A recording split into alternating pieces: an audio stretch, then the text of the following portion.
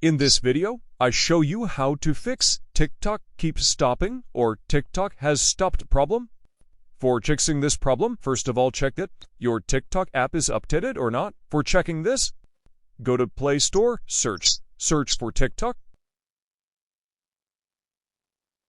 Now tap on TikTok. Now update your TikTok app, if available any updated version. Then go to your phone settings. Then go to apps. Then go to see all apps. Now find out TikTok app, search TikTok, tap on TikTok. Tap on Forces Stop, then OK. Then tap on Storage and Cache. Clear the storage, then delete. Now must restart your phone.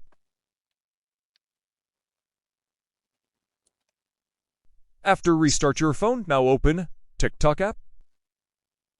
No, I hope that this method fix TikTok keeps stopping or TikTok has stopped problem. Thanks for watching. Don't forget to subscribe.